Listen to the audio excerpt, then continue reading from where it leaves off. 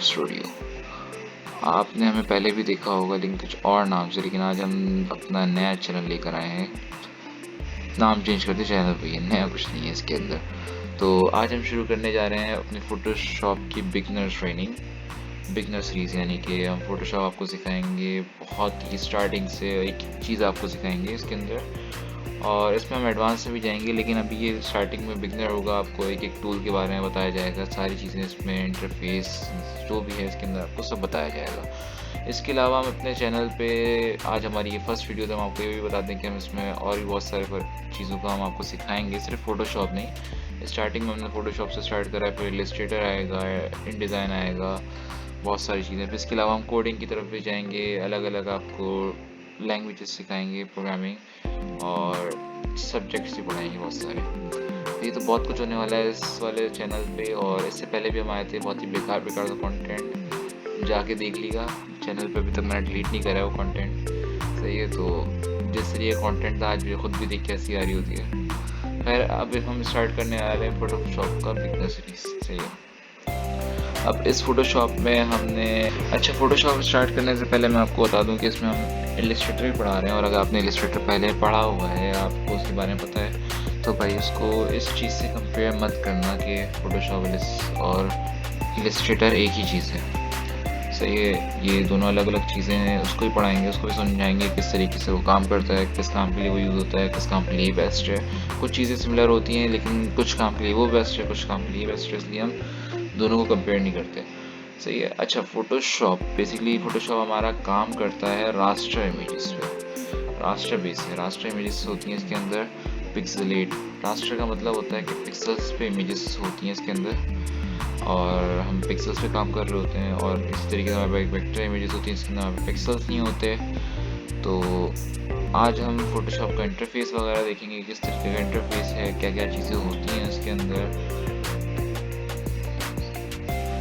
और अगर हम फ़ोटोशॉप देखें तो फ़ोटोशॉप नेम से ही ज़ाहिर हो रहा है कि भाई, फ़ोटोशॉप नेम से आपको लग रहा है कि इसके अंदर आपको फ़ोटो एडिटिंग के लिए आप यूज़ कर रहे होते हैं। अब बेसिकली एडिटिंग क्या होती है?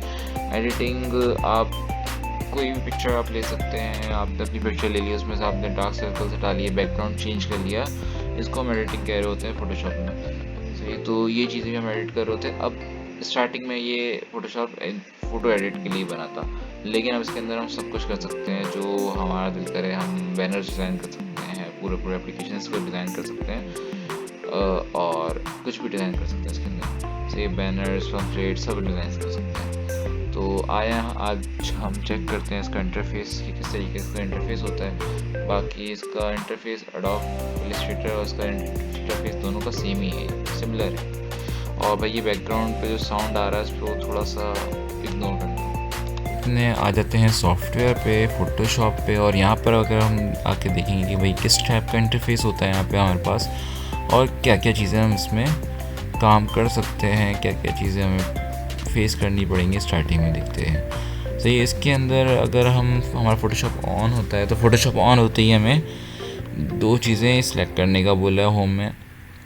एक तो ये बोल रहा है कि भाई कोई भी पिक्चर आप ओपन कर सकते हो, कोई पिक्चर वगैरह आप ओपन कर सकते हो। अगर आपको पिक्चर पे काम करना है, अगर आपको अपना आर्ट वर्क बनाना है, तो अपने आर्ट वर्क को ऑन कर सकते हो, क्रिएट कर सकते हो यहाँ से आके। तो अगर आपको पिक्चर बनानी है, या आपको कोई भी पिक्चर एडिट करनी है, ब्लर करना है बैकग्राउंड चेंज करना है, इसके अलावा बहुत सारी चीज़ें होती हैं, डार्क सर्कल्स ख़त्म करने हैं फेस से, या कोई स्पॉट्स आ रहे हैं, ये सारी चीज़ें आपको सेट करनी है, तो आप यहाँ से पिक्चर ओपन कर सकते हो। इसके अलावा अगर आपको कोई आर्ट वर्क बनाना है तो आपको क्या सिलेक्ट करना होगा, यहाँ से क्रिएट न्यू पे आना होगा, कैनवस सिलेक्ट करना होगा। यहाँ पर जब हम क्रिएट न्यू करते हैं तो हमारे पास एक स्क्रीन ओपन होती है। इस स्क्रीन में आपको दिखाता है न्यू डॉक्यूमेंट के अंदर कि आपको अपना एक बाय डिफ़ॉल्ट आपको दिया जाएगा, बाय डिफ़ॉल्ट फ़ोटोशॉप साइज़।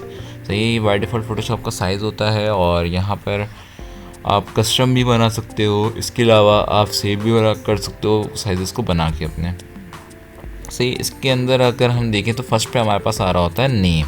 सही है, नेम हम अपना आर्ट वर्क रख लेते हैं। आर्ट वर्क रखने के बाद आप अगर यहाँ ये आपका बेसिकली फ़ाइल का नेम होगा, जो आप बना रहे हो उसका नाम यहाँ पर आप रखो। इसके अलावा आप यहाँ पर विड्थ और हाइट डिफ़ाइन कर सकते हो कि कितने विड्थ का होना चाहिए आपका आर्ट वर्क कैनवस जो है, और कितनी हाइट होनी चाहिए उसकी। ये सारी चीज़ें आप यहाँ पे डिफ़ाइन कर रहे होते हो। इसके अलावा आप जो विड्थ और हाइट है किस यूनिट पे डिफ़ाइन कर रहे हो वो यहाँ पर आप बता रहे होते हो कि भाई आप इंचेस में बता रहे हो या पिक्सल्स में बता रहे हो या सेंटीमीटर में बता रहे हो, मिलीमीटर, बहुत सारे आपको वो यूनिट्स दिए हुए हैं, आप यहाँ पर डिफ़ाइन कर सकते हो। ओरिएंटेशन पे आ जाते हैं तो ओरिएंटेशन देखें, यहाँ पे या तो लैंडस्केप होगी या पोर्ट्रेट होगी, तो जिसमें भी आपको ओरिएंटेशन आपको लेनी है तो वो आप ले सकते हो। इसके अलावा आपको यहाँ पर रेजोल्यूशन दिखाया हुआ है। रेजोल्यूशन का क्या मतलब है कि भाई कितने पिक्सल्स आएंगे 1 इंच के अंदर, तो यहाँ पर आप रेजोल्यूशन बढ़ा सकते हो, 1 इंच के अंदर कितना पिक्सल आपको देना है उसके हिसाब से आप रेजोल्यूशन यहाँ पर डिफ़ाइन कर सकते हो। ये देखिए पिक्सल्स पर इंच, पिक्सल पर सेंटीमीटर भी होता है भाई, ये इतना काम का नहीं है, इसको मत देखो, इंच पे ही रखो, पिक्सल पर इंच। और जितने भी आपको पिक्सल्स पर इंच पे आपको रेजोल्यूशन चाहिए, कितने पिक्सल चाहिए 1 इंच के अंदर, वो आप यहाँ पर डिफ़ाइन कर सकते हो। इसके अलावा आप यहाँ पर RGB मोड है या ये ज़्यादा बेस्ट रहता है, और CMY के कलर है, RGB कलर है, ग्रे स्केल है, बिट्स है, ये सारे बेकार है। CMY के RGB ज़्यादातर चल रहे होते हैं यहाँ पे, RGB प्रिंट के लिए हमारे पास यूज़ हो रहा होता है, और CMY के जो है वो ज़्यादातर हम स्क्रीन के लिए अगर कुछ बना रहे हैं, जैसे हम अपना वेब एप्लीकेशन के लिए कुछ डिज़ाइन बना रहे हैं या मोबाइल एप्लीकेशन के लिए या कुछ और बना रहे हैं, अपना स्क्रीन पे हमें सिर्फ शो कराना है, उसको प्रिंट नहीं करवाना हमें, तो हम अपना RGB ले सकते हैं, और वो CMY के ले सकते हैं, और अगर हमें प्रिंट करवाना है तो RGB कलर बेस्ट रहेगा। सही है। इसके अलावा हम इस पर आ जाते हैं, तो ये बता रहा होता है कि आपका जो कैनवस आप बना रहे हो, इतना आपने जो ऊपर चीज़ें सेलेक्ट करी हैं, तो भाई किस कलर का लेना है, बैकग्राउंड कंटेंट क्या होना चाहिए उसका, तो वाइट होना चाहिए तो वाइट रख दो, अगर ब्लैक में लेना चाह रहे हो तो ब्लैक ले लो, बैकग्राउंड कलर में लेना चाहे बैकग्राउंड कलर, ट्रांसपेरेंट लेना चाहे तो ट्रांसपेरेंट ले लो। मैं ज़्यादातर वाइट लेता हूँ, वाइट ज़्यादा सही रहता है। सही है, तो यहाँ पर आके हम क्रिएट कर लेंगे। अब ये हमारे पास कैनवा क्रिएट हो चुका है। इसके अलावा अगर हम देखें इसके अंदर, तो ये बात याद रखना कि भाई हम फ़ोटोशॉप पे काम कर रहे हैं, तो फ़ोटोशॉप में आप एक चीज़ का ख़ास ख्याल रखना कि भाई ये रास्टर बेस्ड सॉफ्टवेयर है। रास्टर बेस्ड सॉफ्टवेयर का मतलब है भाई पिक्सल्स पे काम कर रहा होता है, और अगर इसका पिक्सल ख़राब हुआ तो आपका पूरा का पूरा आर्ट वर्क ख़राब हो जाएगा।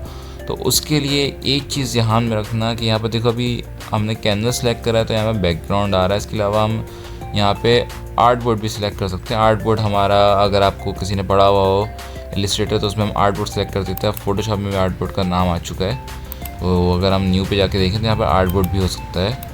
अगर हम क्लिक करें और यहाँ पर क्रिएट कर लें तो आर्ट बोर्ड क्रिएट हो जाएगा। उसके अंदर बैकग्राउंड की जगह लेयर लिखा हुआ आएगा, वो हम किसी और दिन उसका पढ़ेंगे। तो टेंशन नहीं, सारी चीज़ें आपको पढ़ानी है, एक एक चीज़ पढ़ाऊँगा, किस तरीके से टूल्स काम करते हैं, क्या क्या पैनल्स हैं। अब अगर हम यहाँ पर, मैं आपको बता रहा था क्या कि हाँ, मैं आपको बता रहा था कि भाई अगर आप कोई भी डिज़ाइन बनाना है तो उसका जो साइज़ है वो हमेशा करेक्ट रखना, हमेशा एक्यूरेट होना चाहिए, विड्थ और हाइट। बाद में वो बड़ा नहीं होगा, ना छोटा होगा, ना आप उसको बड़ा कर सकते हो ना छोटा कर सकते हो। अगर आपने बड़ा छोटा करने की कोशिश करी तो आपका आर्ट ख़राब हो जाएगा, सही, वो अच्छा नहीं लगेगा। तो ये चीज़ का ख़ास ख्याल रखना कि भाई आर्ट जो है आपका, वो हमेशा आर्ट का जो साइज़ है आर्ट वर्क का, वो हमेशा एक्यूरेट होना चाहिए। सही है। और फिर मैं आपको किसी दिन बताऊंगा कि भाई रास्टर और वेक्टर इमेजेस क्या होती हैं, किस चीज़ पे काम हो रहा है। इसका भी एक छोटी सी वीडियो बना के आपको समझा दूंगा, अच्छे से समझ में आ जाएगी आपको कि रास्टर और वेक्टर में क्या फ़र्क है। सही है। इसके अलावा अगर हम इसके अंदर देखें तो हमारे पास कुछ इस टाइप का इंटरफेस आपको मिल रहा है, और इंटरफेस में आपको यहाँ पर देखिए टूल बार दिया हुआ है। ये आपका टूल बार है, सही है, जिसमें आपके बहुत सारे टूल्स हैं। आप इसको सिंगल लाइन में चाहो रख सकते हो, डबल लाइन में चाहो रख सकते हो। अब मैं डबल लाइन ज़्यादा प्रेफर करता हूँ कि भाई इसमें मुझे सही से देखने में आसानी होती है। उसमें मुझे बहुत नीचे तक जाना होता है, इसलिए डबल लाइन ज़्यादा सही है। अच्छा, ये सारे टूल्स हैं, इन सबको पढ़ाएंगे। इसके अंदर भी बहुत सारे टूल्स हैं, इन सब के अंदर भी बहुत सारे टूल्स हैं। ये सारे टूल्स आपको पढ़ाएंगे, आपको इस बात की बिल्कुल भी टेंशन नहीं लेनी कि भाई ये क्या चीज़ें हैं। ये सारी चीज़ें हम आपको पढ़ाएंगे। इसके अलावा हमारे पास पैनल्स हैं, ये अगर आप पैनल्स देखें तो ये सारे हमारे पास पैनल्स हैं जो हमने खोले हुए थे। हम कोई काम कर रहे हैं, आर्ट बना रहे हैं, तो उसमें हमारे पास कुछ पैनल्स खुल रहे होते हैं। तो हम वो पैनल्स भी यहाँ पर दिखा सकते हैं, दिख रहे होते हैं कि भाई हमने ये अगर हमने कोई भी अपना आर्ट वर्क बनाया, उसके अंदर हमने कोई एडिट करी, तो उसमें हमने एडजस्टमेंट का पैनल खोल लिया, इसके अंदर एडजस्टमेंट कर रहे हैं उसके अंदर। तो ये पाथ चेंज कर रहे हैं, लेयर्स पे काम कर रहे होते हैं बेसिकली ज़्यादातर हम, कलर्स पे काम कर रहे हैं, या लाइब्रेरीज़ खोल ली हमने उसकी, तो सारी चीज़ें यहाँ पर दिखा रहा होता है। अब बिलफर्ज आपके पास से ये हट गया तो आप क्या करोगे? ये सारी चीज़ें अगर आपके पास से डिलीट हो गई और ये भी इस तरीके से आपके पास से डिलीट हो गया टूल बॉक्स वगैरह, तो आपको इस चीज़ की बिल्कुल भी टेंशन नहीं लेनी, या आपने अपना इंटरफेस इस तरीके से बनाना है कि भाई मुझे सिर्फ ये चीज़ें दिखनी चाहिए, बाकी सब चीज़ें हटा दो। तो आप क्या करोगे, विंडो पे जाओगे, वर्क स्पेस पे जाओगे और यहाँ पर आके आप डिफ़ाइन कर सकते हो कि भाई न्यू वर्क स्पेस करोगे तो आपका जो ये वर्क स्पेस बना हुआ है ये आपका सेव हो जाएगा। और अगर आप चाहते हो कि भाई पुराना वाला वर्क स्पेस मेरा वापस आ जाए बाय डिफ़ॉल्ट जो था, तो क्या करना होगा, यहाँ पे आके रीसेट एसेंशियल्स कर दोगे। रीसेट एसेंशियल्स से क्या होगा कि आपका जो स्टार्टिंग में जो आपका बाय डिफ़ॉल्ट जो इंटरफेस था वो वापस आ जाएगा इस तरीके से कुछ। इसको वापस डबल कर लेते हैं कि ज़्यादा सही लगता है मुझे। सही है। अब इसके अंदर मैं एक और चीज़ आपको बताता चलूँ कि भाई इसके अंदर जब भी आप कोई काम करो, ये इस बात का लाजमी ख्याल रखना कि इसके अंदर लेयर्स का बहुत काम है। लेयर्स के बगैर आपको उस पर कोई फ़ायदा नहीं है। अगर आप लेयर्स के बगैर फ़ोटोशॉप पे काम कर रहे हो ना, तो आपका फ़ोटोशॉप पे काम करने का कोई फ़ायदा नहीं, कुछ नहीं बनेगा आपसे लेयर्स के बगैर। भाई तो अगर फ़ोटोशॉप पे काम करना है, लेयर्स लाजमी सीखनी होंगी कि लेयर्स पे किस तरीके से काम करते हैं। लेयर्स भी पढ़ाऊँगा, टेंशन नहीं लेनी इस चीज़ के बारे में कि लेयर्स कोई इतना मुश्किल टॉपिक नहीं है थोड़ा सा कॉम्प्लिकेटेड है, लेकिन आसानी से समझाऊँगा तो आप लोगों को समझ में आ जाएगा। अब इसके अलावा लेयर्स पे भाई बहुत काम करना है इसके अंदर। अगर मैं लेयर्स को लेके आ जाऊँ तो भाई कुछ इस टाइप का लेयर्स का पैनल होता है। सही है। सबसे पहले हमारे पास क्या दी हुई होती है, बैकग्राउंड लेयर। सही है। बैकग्राउंड लेयर हमारा समझ लो एक तरीके से, बैकग्राउंड लेयर को आप एक तरीके से ले लो, ये हमारी एक वॉल है। सही है। अभी एक तरीके से ये हमारी क्या है, एक वॉल है। सही है, दीवार है हमारी। और अगर हम इस पर कोई भी काम करेंगे ना, तो वो उसी के अंदर जाके लग जाएगा। तो ये वो किस तरीके से मैं आपको इसके बारे में बताता हूँ। कुछ इस तरीके से, जैसे मैंने यहाँ ब्रश लिया और इस पर कुछ भी बना दिया। सही है। और अब मैं चाह रहा हूँ कि भाई, यानी कि मैं अपने वॉल पे कुछ भी स्प्रे कर दिया कलर से, और अपनी एक वॉल पे सही कुछ भी डिज़ाइन स्प्रे कर दिया, डिज़ाइन बनाया स्प्रे से। सही है। अब मैं चाह रहा हूँ कि भाई यार ये मुझे यहाँ पर अच्छा नहीं लग रहा, और मैं इसको हटा के उस दीवार पे कर देता हूँ कन्वर्ट। अब ये देखो, ये मूव टूल, यहाँ पर आप देखो मूव टूल क्या करता है, मूव टूल मूव करता है आपके ऑब्जेक्ट्स को। सही है। तो वो अच्छा, इसमें एक और चीज़ है, मूव टूल आपका मूव कर रहा होता है आपके ऑब्जेक्ट को। सही है। तो अब ये जब मैं इसको मूव कराऊंगा ना तो मूव नहीं करेगा। अच्छा, अब ये एरर दे रहा है, इसके बारे में बताऊंगा कि एरर क्यों दे रहा है, ये भी एक अलग टॉपिक है, तो इसके बारे में आपको समझाऊंगा। अब ये मूव नहीं करवा रहा, क्यों? क्योंकि आपने उसी दीवार पे कलर डिज़ाइन बना दिया। भाई आपने किसी फ्रेम पे बना के लगाना चाहिए था, वो ज़्यादा बेस्ट रहता। अगर फिर आप मूव भी करा सकते थे इस दीवार से उस दीवार पे। अब आपने क्या करा, अब मैं वापस आ जाता हूँ Ctrl Z करके, और क्या करता हूँ कि एक न्यू लेयर ले लेता हूँ। सही। न्यू लेयर क्या करेगा हमारे पास, न्यू लेयर ये करेगा कि भाई एक नई लेयर पे वो जाके काम करेगा। सही है। यानी कि मैंने उस पर एक फ्रेम लगा दिया। अब फ्रेम के ऊपर मैं कोई डिज़ाइन बनाऊंगा ना, मैंने वॉल पे एक फ्रेम लगा दिया, अब उस पर जाके मैंने कोई भी डिज़ाइन बनाया ना, अब मैं मूव टूल से उसको ईज़िली मूव करा सकता हूँ। क्यों? क्योंकि मैंने उस वॉल पे डिज़ाइन नहीं बनाया, उस वॉल के ऊपर एक फ्रेम लगाया और उसके ऊपर अपना एक डिज़ाइन पेश करा। अब मैं उस फ्रेम को उठा के कहीं भी इस वॉल के अंदर पेश कर सकता हूँ जहाँ भी मुझे अच्छा लग रहा है। सही है। अब मैं इसको हटा देता हूँ। सही। तो ये काम होता है लेयर का। सही है। लेयर का कहाँ से हम सिलेक्ट कर रहे होते हैं, आपको मैंने दिखाया होगा। यहाँ पर अगर मैं हुआ करूँ तो यहाँ पर आ रहा है create a new layer. Create a new layer पर क्लिक करोगे तो आपकी न्यू लेयर बन जाएगी। और अगर आपको उसको डिलीट करना है तो यहाँ पर सिलेक्ट करके बेसिकली सिर्फ डिलीट का बटन दबा दो, या क्लिक करके ड्रैग करके डिलीट के ऑप्शन पे लेकर आओगे तो यहाँ पर ये डिलीट भी हो जाएगी। सही है। बहुत ईजी सा काम था ये। अब तक तो अच्छा, इसके अलावा मैं आपको एक और चीज़ बता दूं कि भाई ख़ास तौर पे एक और चीज़ का ध्यान रखना कि जब भी अपना आर्ट वर्क बनाओ, कोई भी आप आर्ट वर्क बना रहे हो, तो उसको हमेशा जब भी व्यू करो ना तो वो 100% पे व्यू करना। सही है। जैसे आपको मैं दिखाता हूँ कि आप अपना परसेंट किस तरीके से चेक कर सकते हो कि आपने कौन से परसेंट पे अपना आर्ट वर्क रखा हुआ है। तो अगर आप यहाँ पर आओ, देखो आर्ट वर्क लिखा हुआ है यहाँ पे। ये क्या चीज़ है? ये नेम है, जो हमारा फाइल का हमने नेम वहाँ पर क्रिएट करते वक्त जब सिलेक्ट कर यूज़ करा था तब ये था आर्ट वर्क मैंने लिखा था। इसके अलावा जब मैं यहाँ पर आऊँगा तो यहाँ पर देखो 33.3% दिया हुआ है। इसका क्या मतलब है? इसका मतलब है कि आपका जो आर्ट वर्क है वो अभी 33.3% पे आपने व्यू कर रहे हो। सही है। अब मुझे जूम इन जूम आउट किस तरीके से करते हैं एक और चीज़ यहाँ पर सीख लो। एक काम की चीज़ यहाँ पर आ गई, जूम इन जूम आउट किस तरीके से करते हैं। जूम इन जूम आउट का सिंपल सा तरीका है भाई कि कंट्रोल प्लस करो, जूम इन होगा, कंट्रोल माइनस करो, जूम आउट होगा। सही है। Zoom in zoom out. एक और तरीका है जूम इन जूम आउट करने का, ऑल्ट दबा के, ऑल्ट प्रेस करके scroll up and scroll down करोगे तो क्या करेगा? जूम इन जूम आउट करेगा। सही है। अच्छा, इसके अलावा मैं आपको इसमें एक और चीज़ बता दूँ। जूम इन जूम आउट कर लिया आपने। अब इसमें क्या होता है कि हम आर्ट वर्क बना रहे होते हैं और बहुत से बच्चे यही करते हैं कि आर्ट वर्क बनाते हुए क्या करते हैं कि वो उसको जब चेक कर रहे होते हैं ना तो वो बहुत ही ब्लरी सा आ रहा होता है, फिर आके बोल लेते हैं कि यार ब्लर क्यों हो रहा है। तो भाई वो ब्लर इसलिए हो रहा होता है कि यार आपने जो सिलेक्ट किया हुआ है ना अपना आर्ट वर्क, जो व्यू कर रहे हो वो 100% पे नहीं कर रहे हो। तो 100% पे ख़ास तौर पे आपको आर्ट वर्क अपना व्यू करना चाहिए। सही है। जैसे अभी मैंने ये यहाँ पर 100% पे कर दिया, जूम इन इतना करा कि 100% पे आ गया। अब देखो यहाँ पे लिखा हुआ है 100%। अब मैं अपना आर्ट वर्क जो भी व्यू करूँगा ना तो वो क्या होगा? वो एकदम एक्यूरेट दिखेगा।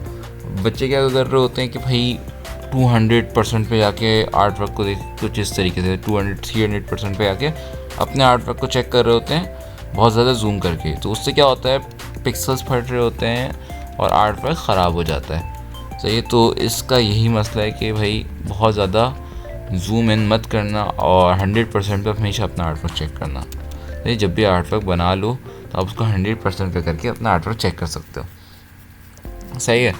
अच्छा, एक और चीज़ मैं आपको इसमें दिखाऊं कि भाई अब मैं जब मूव टूल सेलेक्ट कर रहा था तो मैंने एक और चीज़ भी बहुत अच्छी नोट करी इसके अंदर कि ये देख रहे हैं, जब भी मैं किसी टूल पे ले जाके होवर करता हूँ तो ये क्या कर रहा होता है?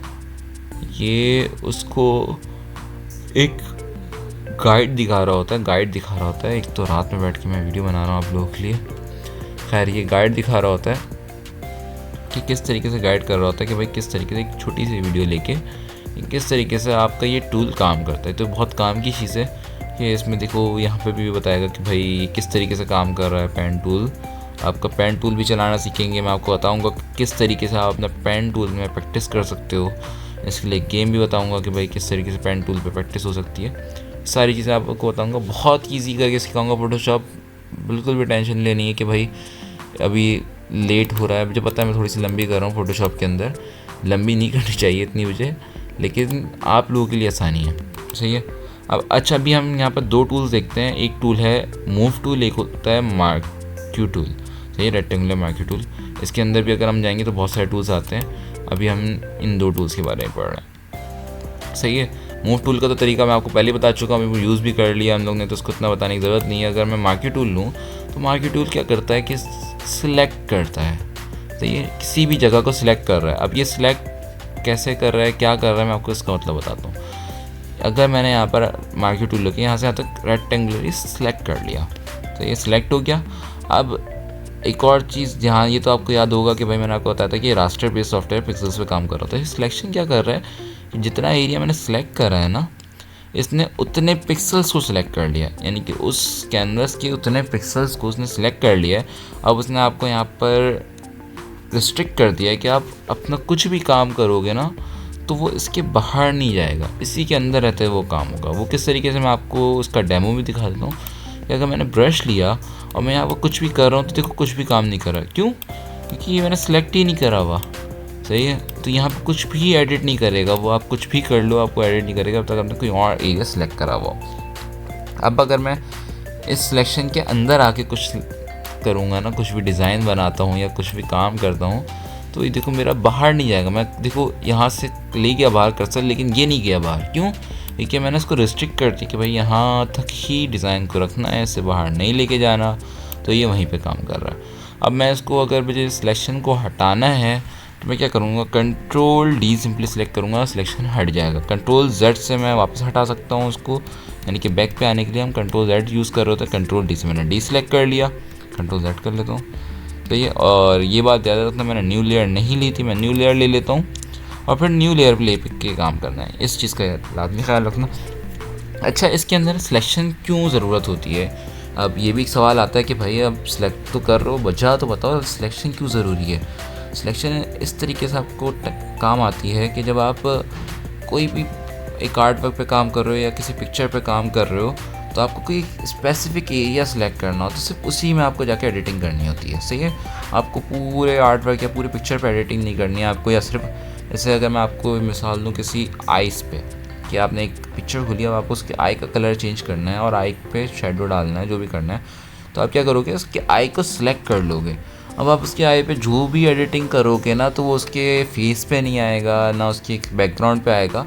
तो उससे आपको ये फ़ायदा मिल जाता है कि आप उसके आई को सिलेक्ट करके काम कर रहे होते हो। तो ये सिलेक्शन का बेसिकली काम यही होता है।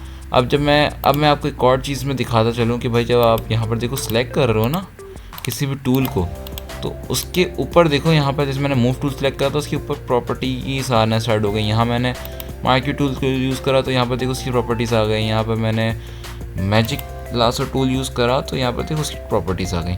तो आई ड्रॉपर टूल यूज़ करा, यहाँ पर आई ड्रॉपर की आ गई।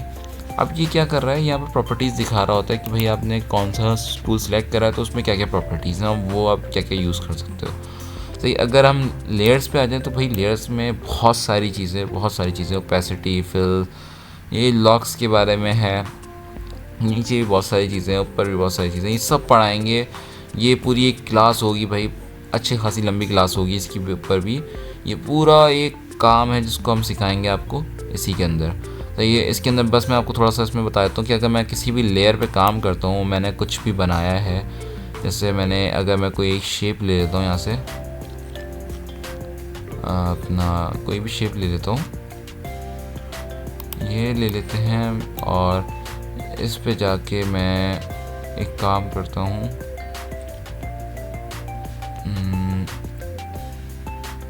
अपना ब्रश से कुछ भी ब्रश कर देता हूँ। सही है? अब ये क्या है, ये एक लेयर पे हुआ है ये काम। सही है? ये क्या करा है मैंने, एक लेयर लेके उस पर काम करा। अब मैं कंट्रोल डी भी कर देता हूँ, उसको डीसेलेक्ट हो जाएगा ये। सही है? अब मैं इसको मूव भी करा सकता हूँ, मैं जहाँ भी चाहूँ इसको मूव कराऊँगा अपने, तो ये वहाँ मूव करेगा ईज़िली। अब मैं चाह रहा हूँ कि भाई जैसे हम आर्ट वर्क में काम कर रहे होते हैं और हम उसको क्या करते हैं कि भाई अगर हमने एक काम कर लिया है और हम चाह रहे हैं कि भाई जो दूसरा काम करना है जिसके बैक साइड पर है, थोड़ी डिटेलिंग वगैरह करनी है, तो मैं चाह रहा हूँ कि भाई ये सामने से जो मैंने बनाया है ना, इसको हटा दूँ थोड़ी देर के लिए, टेम्प्रेरी तौर पे मैं उसको हाइड कर दूँ, ताकि मैं उसके पीछे इजीली काम कर सकूँ, उसके पीछे के ऊपर काम कर सकूँ। बैक साइड पर अगर कोई काम कर रहा हूँ किसी आर्ट वर्क के अंदर, तो मैं इजीली कर सकूँ। तो मैं क्या करूँगा, मैं यहाँ से व्यू आई बटन है, इसको ऑफ कर दूँगा। इससे क्या होगा कि वो गायब हो जाएगा, लेकिन वो डिलीट नहीं होगा, वो टेम्प्रेरी तौर पे हटेगा और मैं इजीली पीछे कुछ भी कर सकता हूँ काम। सही है? इसके पीछे अब मैं वापस आई बटन खोलूँगा, वापस आ जाएगा। तो ये एक काम की चीज़ थी, मैंने आपको बता दी स्टार्टिंग क्लास में। मैं आपको ज़्यादा नहीं बता रहा हूँ इस चीज़ के अंदर, वीडियो थोड़ी सी लंबी हो जाएगी, वैसे भी लंबी करने की बता देते हैं। अच्छा, इसके अंदर आ जाते हैं एक लेयर 1। अब लेयर 1 दिया हुआ है, अब आपने लंबा काम कर रहे हो, बहुत बड़ा आर्ट वर्क है, उसके अंदर बहुत सारी डिज़ाइनिंग है, तो इसमें क्या करते हो आप कि आर्ट वर्क के अंदर लेयर्स के नाम दे दो, तो वो ज़्यादा बेहतर रहता है। अगर आप लेयर 1, लेयर 2, लेयर 3 करते रहोगे तो आपको ढूंढने में ही टेंशन हो जाएगी, भाई कौन सी लेयर मैंने इस पे बनाई थी, इसकी कौन सी लेयर है, इसकी कौन सी लेयर, बहुत सारे ऑब्जेक्ट्स होंगे ना जो आपके सामने, तो आपको मुश्किल होगी। तो आप क्या करो कि इस लेयर 1 पे जाके क्लिक करो, डबल क्लिक करा आपने, तो क्या करा इसने लेयर 1 पे एक नाम देने को दे दिया। अब मैं यहाँ पर रेक्टेंगल दे देता हूँ नाम इसको, और तो क्या हुआ, तो ये आपने इसने नाम इसको सेलेक्ट डेडिकेट कर दिया, यानी कि अब इस नाम की ये लेयर है। सही है। अब मैं कहीं भी जो ढूंढना होगा रेक्टेंगल कहाँ पर है तो मैं इसको सेलेक्ट कर सकता हूँ, देख के इसको मैं पता लगा सकता हूँ कि कौन सी लेयर थी। अब मैं यहाँ से आकर इसको डिलीट भी कर देता हूँ, डिलीट हो गया। तो ये तो यही सारी चीज़ें थी इसके अंदर। और इसके अंदर मैं आपको और भी 2-3 चीज़ें बता देता हूँ कि क्या क्या चीज़ें होती हैं इसके अंदर। तो इसमें अगर हम यहाँ पर देखें तो हमारे पास फोरग्राउंड और बैकग्राउंड कलर दिया हुआ है। सही है। फोरग्राउंड और बैकग्राउंड कलर क्या करता है, ये हमारा बता रहा होता है कि भाई फोरग्राउंड कलर कौन सा होना चाहिए और बैक पे कौन सा कलर होना चाहिए। यहाँ पर हमें वो डिफाइन कर रहा था। अगर हम इस पर डबल क्लिक करें तो हमारे पास कुछ इस तरीके का कलर्स हो जाता है। फिर यहाँ पे हम कलर पिक कर लेते हैं कौन सा कलर हमें यूज़ करना है। सही है। और इसके अलावा अगर हम इसको स्वैप करना चाहते हैं तो हम इसको स्वैप भी कर सकते हैं इस तरीके से। ये स्वैप का बटन दिया हुआ है आपको, यहाँ पर आके स्वैप कर सकते हो। यहाँ पे अगर आपको by default black and white रखना तो ब्लैक एंड वाइट भी रख सकते हो। ठीक है। तो ये हमें कलर के ऊपर दिया होता है काम। सही है। अब मैं यहाँ पर आके कोई भी कलर सेलेक्ट कर लेता हूँ डबल क्लिक करके, और मैंने ओके कर दिया तो यहाँ पर आके कलर सेलेक्ट हो गया। दोबारा डबल क्लिक करूँगा तो इसके अंदर भी बहुत सारी चीज़ें हैं, उसके बारे में बताऊँगा। ऐड सर्चेस क्या करता है, कलर लाइब्रेरीज में क्या क्या चीज़ें हैं, आप अपना कोई भी कलर किस तरीके से ढूंढ सकते हो उसके अंदर, वो भी चीज़ें आपको उसमें बताऊँगा मैं। सही। इसके अलावा आप क्या करोगे, इसके अलावा मैं और भी चीज़ें बताना चाह रहा था लेकिन वीडियो बहुत ज़्यादा लंबी हो जाएगी और मेरी फ़र्स्ट वीडियो है तो मैं चाह नहीं रहा कि इतनी लंबी वीडियो करूं।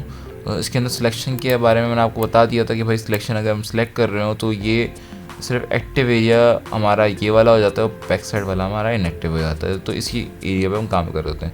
इसके अलावा मैंने आपको ये बताया था कि इसके अंदर प्रॉपर्टीज़ होती हैं। अगर किसी भी टूल को सिलेक्ट करो तो इसके अंदर एक प्रॉपर्टी उसकी ना ऊपर दिख रही होती है, प्रॉपर्टी बार शो हो जाता है। तो इसके अंदर फर्स्टली तो पहले तो ये इसने न्यू सिलेक्शन वाले ही ऑन करा हुआ है। अगर ऐड टू सिलेक्शन करना है, अगर हमें इसी सिलेक्शन का एक और सिलेक्शन ऐड करनी है यानी कुछ जगह और ऐड करनी है तो मैं ऐड टू सिलेक्शन पे क्लिक करूँगा। उससे होगा क्या कि जब मैं इसको अब कोई और जगह सेलेक्ट करूँगा ना तो वो क्या करेगा कि उतनी जगह जो मैंने सेलेक्ट करी है उतनी जगह जो पहले से सिलेक्ट थी उन दोनों को कंबाइन कर देगा। सही है। और इससे पहले क्या था कि जब हम सेलेक्ट कर रहे थे ना तो मैंने कोई भी चीज़ सेलेक्ट करी, यहाँ पर सेलेक्ट करा तो ये वाली सिलेक्शन बन गई, यहाँ सेलेक्ट करा तो वो पुरानी वाली डिलीट हो गई, ये दूसरी बन गई। तो ये इस तरीके से सिलेक्ट कर रहा था। अब ये क्या करा इसने कि ऐड टू सिलेक्शन क्या करा कि जितनी एरिया सेलेक्ट था वो भी सिलेक्ट कर लिया और उसको भी, और जितना एरिया मैंने अभी सिलेक्ट करा उन दोनों को कंबाइन कर दिया। इसके अलावा हमारे पास क्या है इसके अंदर, उसके आगे एक और आता है subtract from selection. Subtract from selection क्या करता है कि सिलेक्शन जितना आपने बनाया हुआ है ना, अगर मुझे कुछ एरियाज में सब्ट्रैक्ट करना है तो मैं इसमें से देखो मुझे ये एरिया सब्ट्रैक्ट करना था तो मैंने क्या करा, यहाँ पर उतना एरिया हल्का सा सिलेक्ट कर लिया वहाँ से, तो देखो वो एरिया हट गया, ये सब्ट्रैक्ट कर दिया उसमें से। और अगर इंटरसेप्ट करना है तो इंटरसेप्ट क्या करता है कि भाई जितना एरिया आपने सिलेक्ट किया है और सिर्फ उतना ही एरिया वहाँ तक का एरिया रह जाएगा, और जितना पहले का सिलेक्ट तो सब चीज़ डिलीट हो जाएगी, सिर्फ जितना सिलेक्शन में आ रहा है सिर्फ वही रह जाएगा। सही है। तो सिलेक्शन बेसिकली यही कर रहा होता है। और इसके अलावा मैं आपको उसके अंदर बहुत सारी चीज़ें सिखाऊंगा इंशाल्लाह। नेक्स्ट क्लास होगी तो टूल्स के ऊपर होगी, टूल्स पे नई नई चीज़ें बनाएंगे हम, किस तरीके से चीज़ें हम बना रहे होते हैं वो सारी चीज़ें आपको सिखाऊंगा इंशाल्लाह। आपको बहुत सारी चीज़ें सीखने को मिलेंगी। इसके अलावा हम प्रोग्रामिंग के ऊपर और भी बहुत सारी चीज़ों पर वीडियोस लाने वाले हैं, और फ़ोटोशॉप सिखाएंगे। इसके अलावा इलस्ट्रेटर की भी सीरीज़ आएगी इंशाल्लाह। और इसके अलावा हम इनडिज़ाइन, लाइट रूम, जो आप बोलेंगे आपको वो सिखाएंगे। और अगर कोई भी इसमें चीज़ अगर आपको नहीं समझ में आई तो आप कमेंट सेक्शन में लाजमी आके हमें बता सकते हैं कि आपको क्या क्या चीज़ें समझनी है और कौन कौन सी चीज़ें आपको समझनी है, वो सब आपको हम समझाएंगे। तो इंशाल्लाह बहुत ईजी करके समझाएंगे हम आपको इसके अंदर। और एक और चीज़ कि भाई लाइक और सब्सक्राइब लाजमी करते जाना चैनल को, कि सब्सक्राइबर्स लाजमी है भाई, सब्सक्राइबर्स की बहुत ज़रूरत है। अगर आप सपोर्ट नहीं करोगे तो भाई कुछ नहीं हो सकता, फिर हम वापस चले जाएंगे लास्ट टाइम की तरह जैसे हम आए थे और सपोर्ट इतना अच्छा नहीं था तो हम वापस चले गए थे, क्योंकि उस टाइम हमारा कंटेंट भी थोड़ा सा बेकार था। तो वो कंटेंट देख के हंसना नहीं बिल्कुल भी, और ना ही देखो तो अच्छा है वो कंटेंट। अब तक के लिए इतना ही। खुद अल्लाह हाफिज़।